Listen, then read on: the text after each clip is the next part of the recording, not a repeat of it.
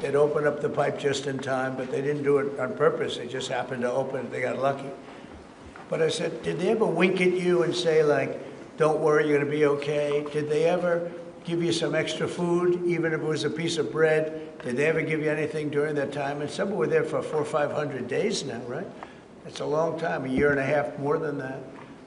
And not one person said there was any love from anybody. You know, in other words, you have hundreds of people, and you see it in the movies where somebody's a prisoner and somebody's helping. You even see it with Germany, where people would be let into a house and live in an attic in secret. You know, you see signs of stuff.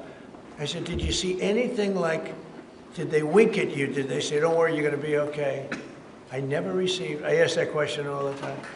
I've never received one answer that said, yeah, they really wanted to help. No, the hatred is just incredible. But sir, on the access to food issue, what more can Israel do? And again, to the Prime Minister as well. Well, I think Israel can do a lot. I will say that Iran, I think, interjected themselves in this last negotiation. Can you imagine the beating they took? We wiped out their nuclear possibilities. They can start again. If they do, we'll wipe it out faster than you can wave your finger at it. We'll have to do that. We will do that gladly, openly and gladly.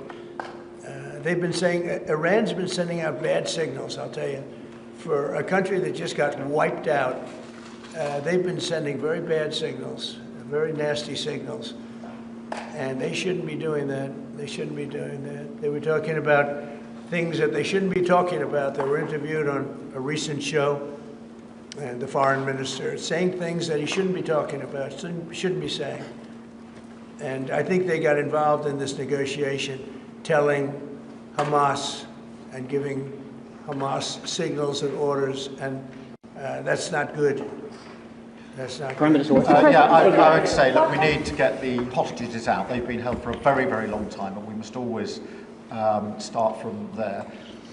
But also recognise the situation on the ground in Gaza is absolutely intolerable, and I think that certainly speaking for the British public and myself, those images of starving children in particular are revolting, and there's a sense of revulsion in the British public at what they're seeing, and they know, and we know, that humanitarian aid needs to get in at speed, at volume.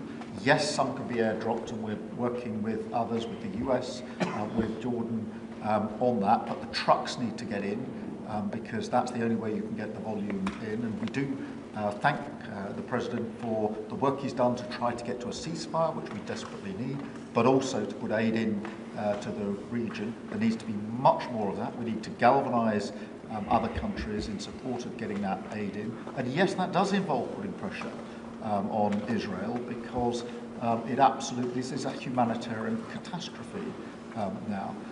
We also need to look beyond that situation to what then happens in the event of a ceasefire, which is desperately needed. And that's why I'm really pleased that we're having a discussion about what a peace plan would look like after that, the component parts of that. And we have to be really clear at this point that Hamas can play absolutely no part in any future governance in Palestine and and in Gaza. And it's really important that we're clear about what triggered this, who took the hostages, and bringing out Hamas for a terrorist organisation. But I think today the focus has to be on getting that humanitarian aid in. Mr. President. Will the UK avoid your pharmaceutical tariffs, and will it happen before August the 1st? Well, we'll be announcing on pharmaceuticals sometime in the very near future. We have a very big plan on pharmaceuticals. We want to bring a lot of the pharmaceuticals back to America, where they should be. If you look at COVID, it sort of taught us a lesson. We were getting our pharmaceuticals from other countries. We almost didn't make any. We used to make them ourselves, and we're going to want to be making a lot of them ourselves, all of them in a sense. But you also have a good pharmaceutical business. We'll be dealing with you on pharmaceuticals also. And we certainly feel a lot better with your country working on pharmaceuticals for America than some of the other countries that were with the relationship we have. You would not use that as a cudgel. You wouldn't be using it as a block. But we're going to be announcing